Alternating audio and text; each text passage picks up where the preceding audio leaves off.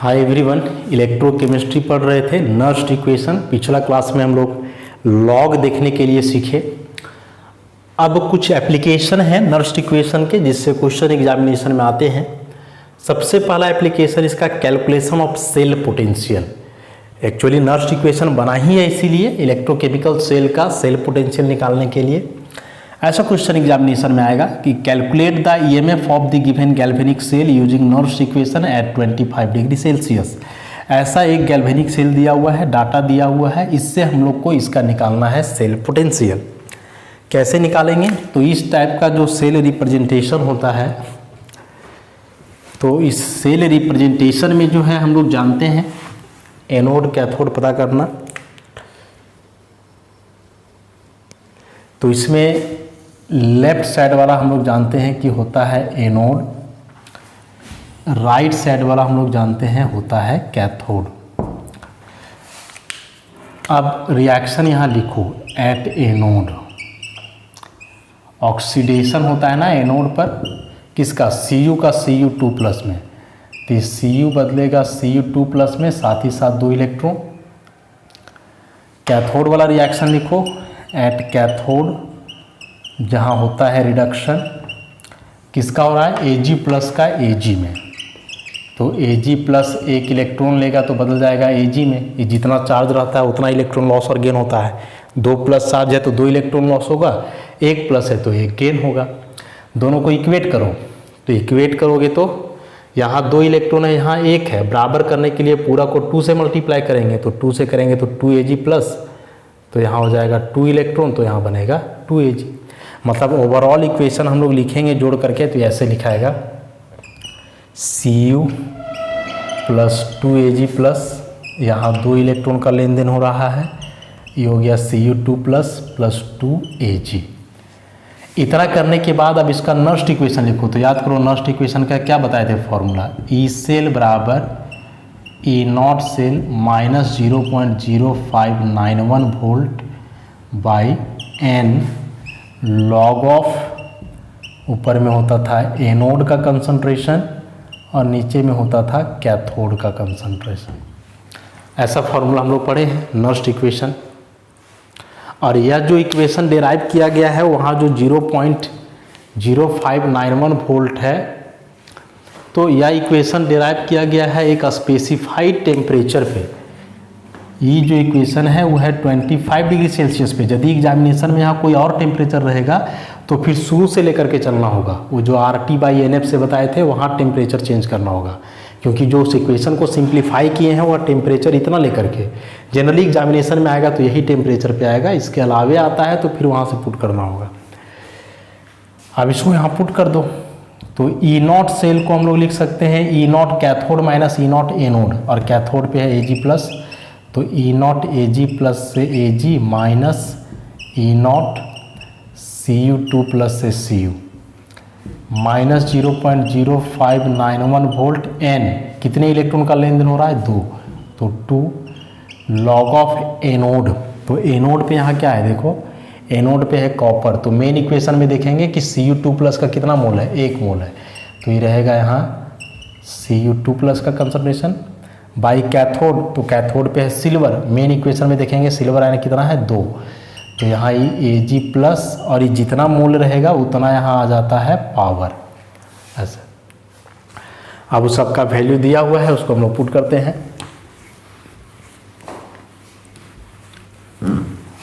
तो क्या हो जाएगा?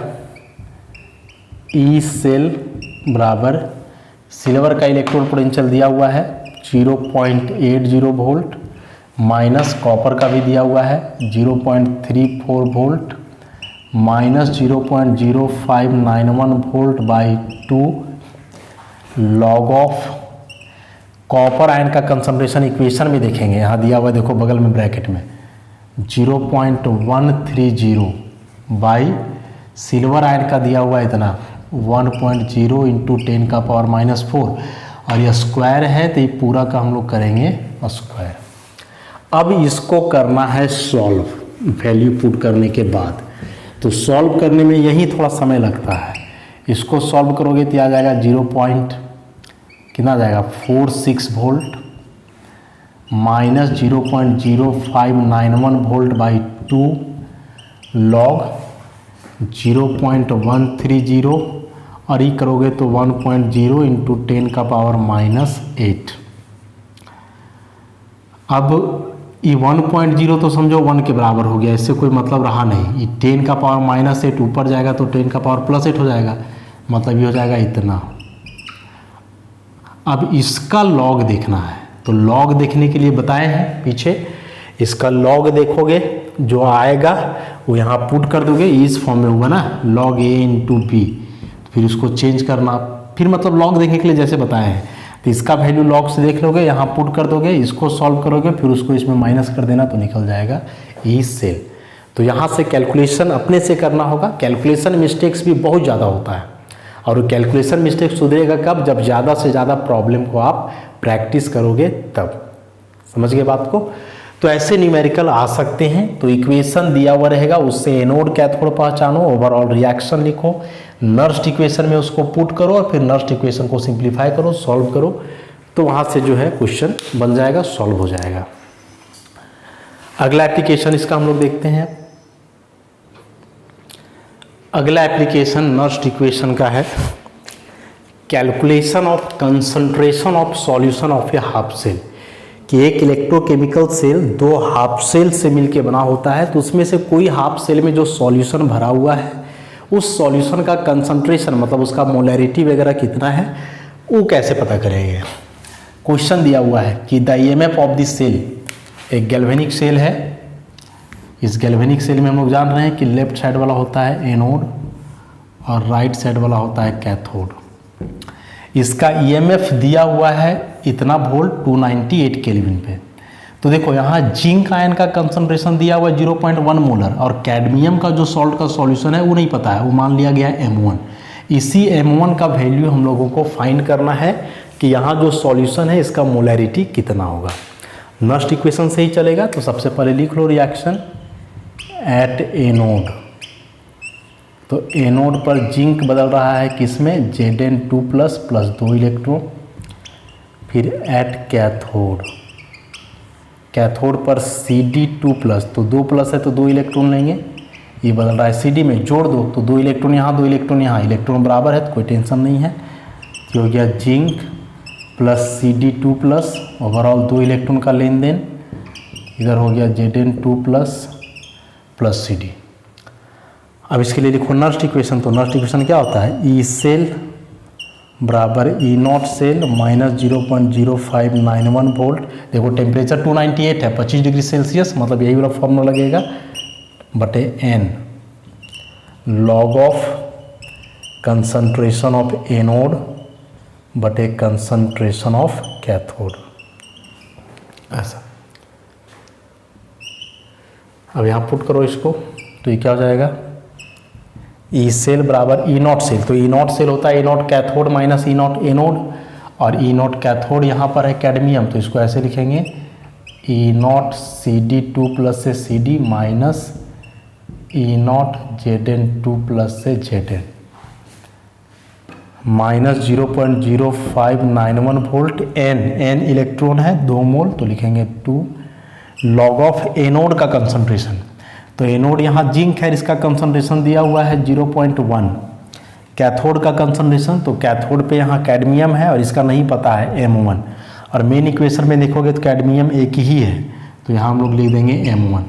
जैसे मान लो यहाँ रहता 2 कैडमियम ऐसे, तो हम लोग क्या करते फिर यहाँ M1 का स्क्वायर करना पड़ता, लेकिन एक ही है तो फिर वहाँ लिख देंगे M1।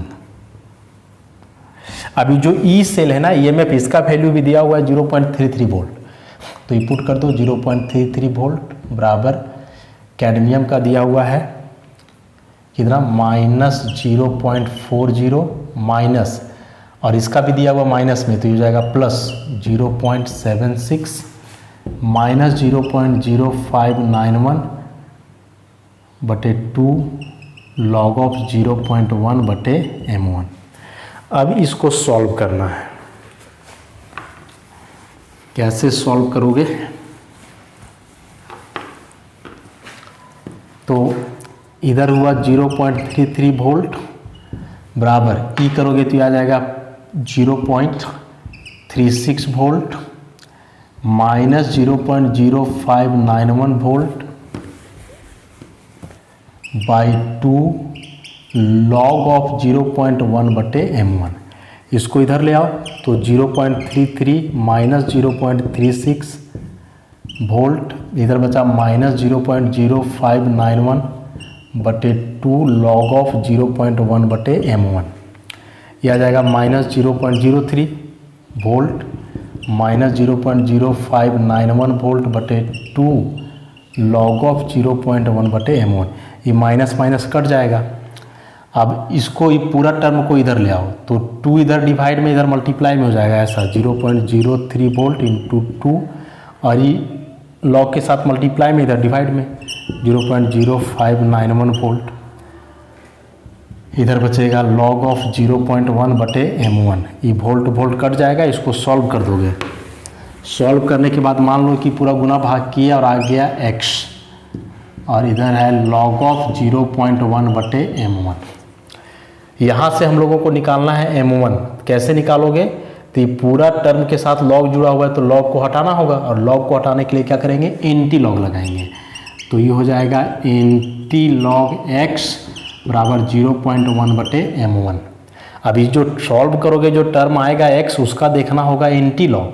तो मान लो ये पूरा x का एंटी लॉग देख लिए, देखने के बाद कोई वैल्यू आया y मान लेते हैं, अपना सॉल्व करके देखते रहोगे तो फिर क्या हो जाएगा? तो ये हो जाएगा 0.1/m1 बराबर y। तो यहाँ से m1 निकालोगे तो 0.1/y m1 निकल जाएगा यहाँ से।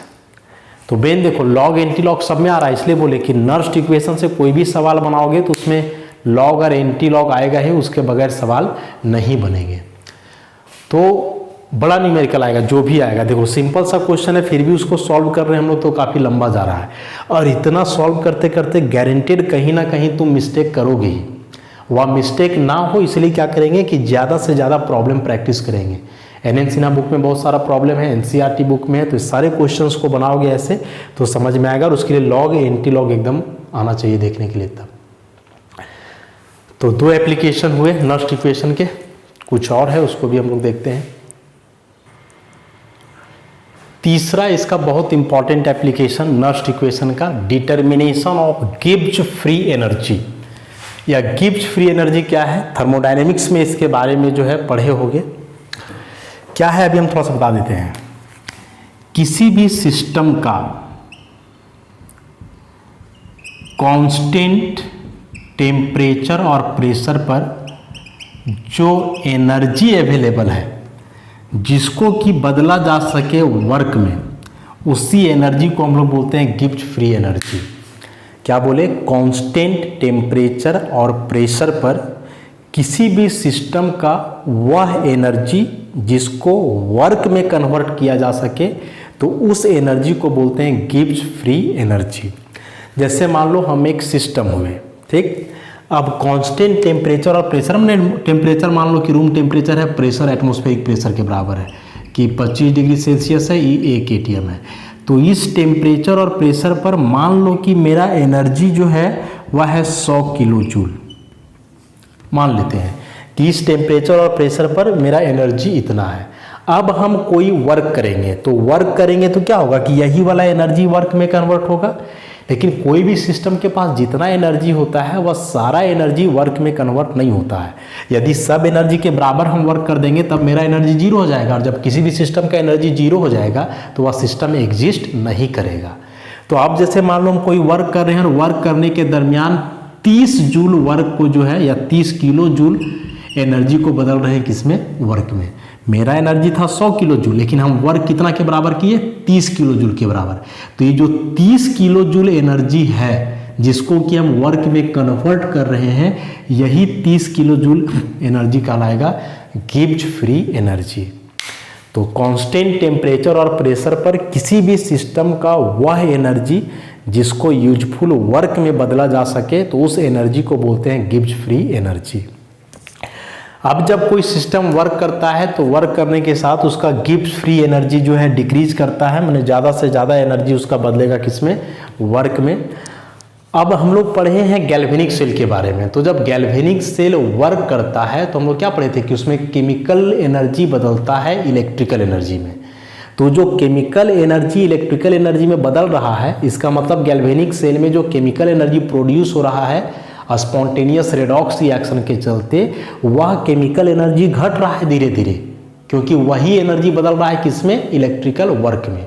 तो वहाँ वो जो केमिकल एनर्जी घट रहा है गैल्वेनिक सेल का, वही हुआ उसका गिब्स फ्री एनर्जी, और वो बदल रहा है किसमें, इलेक्ट्रिकल वर्क में, इलेक्ट्रिसिटी में।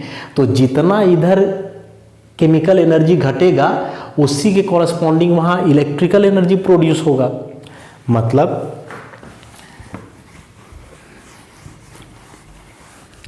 यदि हम लोग ऐसे लिखें इसको, फॉर ए गैल्वेनिक सेल, तो गैल्वेनिक सेल के लिए क्या हो जाएगा कि decrease in the Gibbs free energy. ये गिब्स फ्री एनर्जी वहाँ हम लोग समझेंगे क्या बताए थे गैल्वेनिक सेल में, कि उसके अंदर अपने आप रेडॉक्स रिएक्शन होता है और उससे एनर्जी प्रोड्यूस होता है जो कहलाता है केमिकल एनर्जी, और वह एनर्जी बदलता है इलेक्ट्रिसिटी में। तो यहाँ जो केमिकल एनर्जी प्रोड्यूस हो रहा है और जो एनर्जी कन्वर्ट हो रहा है इलेक्ट्रिकल वर्क में या इलेक्ट्रिसिटी में, तो जितना एनर्जी बदल रहा है इलेक्ट्रिसिटी में, वह एनर्जी कहलाएगा उसका गिब्स फ्री एनर्जी। तो ई बराबर होगा किसका, इलेक्ट्रिकल वर्क का, मतलब जितना इलेक्ट्रिसिटी प्रोड्यूस हो रहा है उसके बराबर होगा। गिब्स फ्री एनर्जी चेंज को हम लोग दिखलाते हैं डेल्टा जी से। डिक्रीज लगा हुआ है तो यहाँ देंगे माइनस का साइन, और इलेक्ट्रिकल वर्क है तो हम लोग लिखेंगे डब्लू, और यहाँ मैक्स मतलब मैक्सिमम वर्क मिलेगा ऐसे। अब वर्क डन का फॉर्मूला हम लोग जानते हैं, ई डेल्टा जी ही रहने दो। वर्क डन का फॉर्मूला क्या होता है, charge into potential difference. Electrical work का ये फॉर्मूला है, charge into potential difference. Charge, तो चार्ज में किसका चार्ज, इलेक्ट्रॉन का चार्ज, जितना इलेक्ट्रॉन गैल्वेनिक सेल से फ्लो कर रहा है। तो पीछे बताएं हम लोग कि 1 मोल इलेक्ट्रॉन पर जो चार्ज होता है वो कहलाता है 1 फराडे। 1 फराडे मतलब इसका वैल्यू इतना होता है, फिक्स है। 1 मोल इलेक्ट्रॉन पर चार्ज होता है 1 फराडे मतलब इतना। लेकिन जब तुम रिएक्शन करवाओगे तो वहाँ एक ही मोल इलेक्ट्रॉन फ्लो नहीं ना होता है, एक से ज़्यादा मोल भी इलेक्ट्रॉन फ्लो हो सकता है। तो चार्ज 1 मोल इलेक्ट्रॉन पर होता है F, और हम लोग को पता नहीं है कितना इलेक्ट्रॉन फ्लो कर रहा है, तो मान लें कि N मोल फ्लो कर रहा है। तो 1 मोल पर चार्ज होता है F, तो N मोल पर N इंटू F, और बचा पोटेंशियल डिफरेंस। तो पोटेंशियल डिफरेंस किसी भी गैल्वेनिक सेल का कैसे हम लोग लिखते हैं, ई नॉट सेल, उसका स्टैंडर्ड इलेक्ट्रोमोटिव फोर्स लिखते हैं या ई सेल लिखते हैं, जैसे भी हो ई सेल लिख करके चलो। पोटेंशियल डिफरेंस गैल्वेनिक सेल का उसके इलेक्ट्रोमोटिव फोर्स के बराबर होता है। तो हो गया माइनस डेल्टा जी बराबर इतना, तो डेल्टा जी बराबर माइनस का साइन इधर कर दो तो माइनस NF ई सेल, यही फॉर्मूला है। और इसी को जब स्टैंडर्ड कंडीशन में लिखोगे, स्टैंडर्ड मतलब 25 डिग्री सेल्सियस पर, तो ई नॉट का साइन लग जाएगा, जहाँ ई नॉट सेल का फॉर्मूला क्या हो जाएगा, E naught cathode minus E naught anode. ऐसा, तो यही गिब्स फ्री एनर्जी है जो कि हम लोग नस्ट इक्वेशन के माध्यम से कैलकुलेट करेंगे। तो नस्ट इक्वेशन यहाँ कहाँ से इन्वॉल्व हो गया तो इस ई नॉट सेल का वैल्यू निकालने के लिए हाफ सेल का ई नॉट सेल उससे निकलता ही है नस्ट इक्वेशन से। अब जैसे हम लोग यहाँ बात करें डैनियल सेल की, डैनियल सेल किसको बोलते हैं, तो जिंक और कॉपर का, ऐसे कि जिंक Zn2+, फिर ये Cu2+ है Cu। तो याद करो इसके लिए ई सेल का वैल्यू हम लोग पता किए थे 1.10 वोल्ट, और इलेक्ट्रॉन यहाँ इन्वॉल्व होता था 2। तो जब इसके लिए गिब्स फ्री एनर्जी निकालोगे डेल्टा जी नॉट, तो माइनस n, तो n मतलब यहाँ हो गया 2, F का वैल्यू 96,500, और ई नॉट सेल इतना 1.10। पूरा सॉल्व करोगे तो जो आएगा वही गिब्स फ्री एनर्जी निकल जाएगा, किसका, डैनियल सेल का। इसका मतलब कि इतना एनर्जी जो है डैनियल सेल बदलता है किसमें, वर्क में, इलेक्ट्रिसिटी में। मतलब उस डैनियल सेल के अंदर ये जो रिएक्शन होगा, जिंक का ऑक्सीडेशन और कॉपर का रिडक्शन, और ये ऑक्सीडेशन रिडक्शन से जो वहाँ केमिकल एनर्जी प्रोड्यूस होगा, वह केमिकल एनर्जी इतना जूल कन्वर्ट होगा इलेक्ट्रिसिटी में, किसके द्वारा? डैनियल सेल के द्वारा। तो ये हुआ जो है तीसरा application, Gibbs free energy determine करना।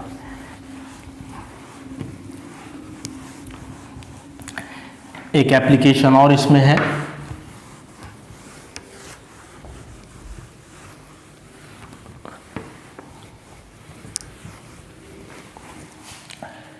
तो चौथा एप्लीकेशन इसका determination of equilibrium constant. Determination of equilibrium constant. Equilibrium constant क्या होता है? तो जैसे मान लो कोई रिएक्शन है A प्लस बी से बदल रहा है C प्लस डी। अब कोई भी रिएक्शन जो होता है ना, वह एक ही डायरेक्शन में प्रोसीड नहीं करता है, वह रिवर्सिबल होता है। मैं यदि A और B कंबाइन करके C और D बना रहा है तो इस C और D वापस फिर A प्लस B में बदल सकता है। तो रिएक्शन में जब A प्लस B बदल रहा हो C प्लस D में तो इसको बोलते हैं फॉरवर्ड रिएक्शन, और जब वापस C प्लस D बदले A प्लस B में तो कहलाता है बैकवर्ड रिएक्शन। और जब भी दो प्रोसेसेस हो, बैकवर्ड और फॉरवर्ड, माने फॉरवर्ड रिएक्शन बैकवर्ड रिएक्शन, तो यहाँ ये दोनों जब अपोजिंग प्रोसेस है, माने रिएक्शन लेफ्ट टू राइट भी जा रहा है, राइट टू लेफ्ट भी आ रहा है, तो ज़्यादा स्पीड में कौन हो रहा है? फॉरवर्ड रिएक्शन ज़्यादा स्पीड में है कि बैकवर्ड रिएक्शन ज़्यादा स्पीड में है? मान लो फॉरवर्ड रिएक्शन ज़्यादा स्पीड में रहेगा तो C प्लस डी ज़्यादा मिलेगा, और मान लो कि बैकवर्ड ही का स्पीड ज़्यादा है तो फिर उस केस में A और B ज़्यादा मिलेगा। और जब दोनों का रेट बराबर हो जाए, फॉरवर्ड रिएक्शन का रेट बैकवर्ड के बराबर हो जाए, मतलब जितना A और B बदल रहा है C D में, उतना ही C और D बदल रहा है A और B में, तो उस केस में क्या होगा? रेट ऑफ फॉरवर्ड रिएक्शन बराबर हो जाएगा रेट ऑफ बैकवर्ड रिएक्शन का, और उसी को हम लोग बोलते हैं इक्विलिब्रियम स्टेज। और इस इक्विलिब्रियम स्टेज को बतलाने के लिए इक्विलिब्रियम कांस्टेंट होता है, जिसको दिखाते हैं हम लोग K से, और इसका फॉर्मूला होता है प्रोडक्ट का कंसंट्रेशन। तो प्रोडक्ट यहाँ है C और D मल्टीप्लाई में रहेगा बाई रिएक्टेंट का कंसंट्रेशन, तो रिएक्टेंट है A और B। यही इक्विलिब्रियम कांस्टेंट होता है, प्रोडक्ट का कंसंट्रेशन डिवाइडेड बाई रिएक्टेंट का कंसंट्रेशन। अब इसी को यदि हम लोग अप्लाई करें गैल्वेनिक सेल के लिए, तो गैल्वेनिक सेल में जैसे डैनियल सेल ही लेकर के चलते हैं, zinc Zn2 plus Cu2 plus Cu। इसका ओवरऑल रिएक्शन लिखोगे तो ऐसे होगा, एनोड कैथोड फाइंड करके अपना लिख लेना है, Zn solid plus Cu2 plus aqueous, 2 मोल इलेक्ट्रॉन, इधर हो जाएगा Zn2 plus aqueous plus Cu solid. तो इस केस में ये वाला हम लोग मानेंगे प्रोडक्ट, और इसको हम लोग क्या मानेंगे? रिएक्टेंट। तो उसको प्रोडक्ट और इसको रिएक्टेंट मानोगे तो जब यहाँ से लिखोगे इक्विलिब्रियम कांस्टेंट K, तो क्या हो जाएगा? प्रोडक्ट का concentration Zn2 plus into Cu by reactant का कंसंट्रेशन Cu2 प्लस बटे Zn। अब कॉपर और जिंक प्योर सॉलिड है, और प्योर सॉलिड का कंसंट्रेशन कांस्टेंट होता है, वो चेंज नहीं करेगा, तो ये कांस्टेंट के बराबर हो गया, ये सब खत्म हो गया ऐसा। और यहाँ हम लोग लिखते हैं C, Kc, तो इस C बतला रहा है कंसंट्रेशन को, कंसंट्रेशन मतलब वही मोलैरिटी वगैरह को बतला रहा है। तो इसको हम लोग पढ़ेंगे equilibrium constant in terms of molar concentration ऐसा। अब यदि इसी के लिए नर्स्ट इक्वेशन लिखोगे तो क्या लिखेंगे? नर्स्ट इक्वेशन E सेल बराबर E naught cell minus 0.0591 volt बटे 2 लॉग ऑफ एनोड का कंसंट्रेशन। तो एनोड में है Zn2 प्लस बटे कैथोड का कंसंट्रेशन, ये नर्स्ट इक्वेशन है। अब ये जो टर्म देख रहे हो Zn2 प्लस और Cu2 प्लस, इसको हम लोग लिखेंगे Kc इक्विलिब्रियम कांस्टेंट के बराबर। तो ये क्या बन जाएगा? ये बन जाएगा E सेल बराबर E naught cell minus 0.0591 volt बटे 2 लॉग ऑफ Kc। अब याद रखेंगे कि एट इक्विलिब्रियम में जो E सेल है, सेल पोटेंशियल, वो होता है 0 के बराबर। क्यों होता है? अभी जब इक्विलिब्रियम के बारे में हम बता रहे थे तो क्या बता रहे थे कि इक्विलिब्रियम में रेट ऑफ फॉरवर्ड रिएक्शन बराबर होगा रेट ऑफ बैकवर्ड रिएक्शन का। मतलब प्रोडक्ट का कंसंट्रेशन ना तो बढ़ेगा, रिएक्टेंट का कंसंट्रेशन ना तो घटेगा, कंसंट्रेशन कांस्टेंट होगा, और जब कंसंट्रेशन कांस्टेंट होगा तो वहाँ कोई पोटेंशियल डेवलप नहीं होगा। याद करो कि जब ये बता रहे थे कि कैसे इलेक्ट्रोड पोटेंशियल डेवलप करता है, तो उसमें क्या बताए थे कि सॉल्यूशन में चार्ज आ जाता है, मेटल रॉड पे चार्ज आ जाता है, सॉल्यूशन में आयन का संख्या कभी बढ़ जाएगा कभी घट जाएगा, माने कंसंट्रेशन चेंज कर जाएगा। तो कंसंट्रेशन चेंज करेगा तभी पोटेंशियल डेवलप करेगा, और जब कंसंट्रेशन फिक्स हो तो पोटेंशियल डेवलप नहीं करेगा। तो चूंकि इक्विलिब्रियम में कंसंट्रेशन फिक्स होता है इसलिए यहाँ पोटेंशियल डेवलप नहीं करेगा। तो ई सेल का वैल्यू हम लोग लेकर के कितना चलेंगे, 0। और जब ई सेल 0 हो जाएगा तो फिर इसको आगे बढ़ाओ, तो इसको आगे बढ़ाओगे तो लिखेंगे 0 बराबर ई नॉट सेल माइनस 0.0591 वोल्ट बटे 2 लॉग के सी। अभी पूरा टर्म माइनस में है, इसको इधर कर दोगे तो प्लस में जाएगा, मतलब ऐसे लिख दो इसको, ऐसे ई नॉट सेल बराबर इतना।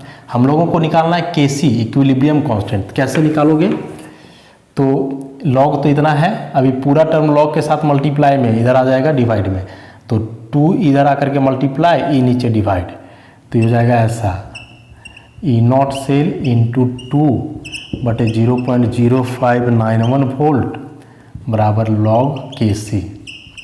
हम लोग को निकालना है के सी, तो लॉग हटाना होगा, लॉग हटाना होगा तो इधर क्या चढ़ेगा, एंटी लॉग चढ़ेगा। तो जब हम लोग लिखेंगे यहाँ के सी बराबर, तो ये हो जाएगा anti log E naught cell into 2 बटे 0.0591 वोल्ट, ऐसे निकल जाएगा इक्विलिब्रियम कांस्टेंट। ये 2 यहाँ हम लोग लेकर के चलें, 2 इलेक्ट्रॉन इन्वॉल्व हो रहा था इसमें, इसीलिए मान के चलो कोई अदर सेल रहे तो उसमें 2 से ज़्यादा या कम इलेक्ट्रॉन हो सकता है, तो उस केस में यहाँ जनरली हम लोग n लेकर के चलेंगे। तो इक्विलिब्रियम कांस्टेंट निकालने का फॉर्मूला ये हो गया, इक्विलिब्रियम कांस्टेंट के सी बराबर anti log E naught cell into N बराबर डिवाइडेड बाई 0.0591 वोल्ट। तो इस तरह से हम लोग जो है फाइंड आउट करेंगे इक्विलिब्रियम कांस्टेंट का वैल्यू। गिब्स फ्री एनर्जी निकाल ही चुके थे, ये हो गया इक्विलिब्रियम कांस्टेंट। देखो बहुत इंपॉर्टेंट है, नोट्स में डिटेल में है, लाइन बाय लाइन उसको पढ़ोगे, वीडियो से समझने का प्रयास करोगे तो पता चलेगा। अब ये दोनों के बीच रिलेशन, ये दोनों के बीच रिलेशन, दोनों के बीच किसके किसके बीच, तो गिब्स फ्री एनर्जी और इक्विलिब्रियम कांस्टेंट बहुत इंपॉर्टेंट है।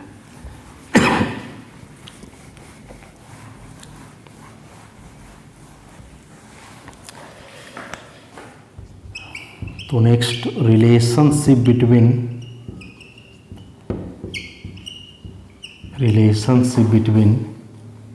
गिब्स फ्री एनर्जी चेंज माने delta G and equilibrium constant मतलब के सी, क्या रिलेशन है दोनों के बीच उसको हम लोग, तो ये दोनों के बारे में हम लोग देख चुके हैं।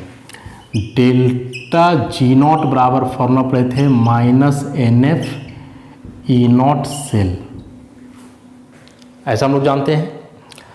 और ई नॉट सेल बराबर जो हम लोग नर्स्ट इक्वेशन में पढ़े थे, ई नॉट सेल वो क्या पढ़े थे, आर टी बटे N F L N K सी, ऐसा ये फॉर्मूला होता है। ई नॉट सेल निकालने का ये फॉर्मूला है, ये नर्स्ट इक्वेशन में ऐसा हम लोग पढ़े थे, और ये गिब्स फ्री एनर्जी चेंज के बारे में अभी बताए हैं। अब इसी को हम लोग यहाँ पुट कर देते हैं, तो क्या हो जाएगा, डेल्टा जी नॉट बराबर minus N F into E naught cell का वैल्यू इतना लिख दो, तो हो जाएगा आर टी बटे N F L N K सी।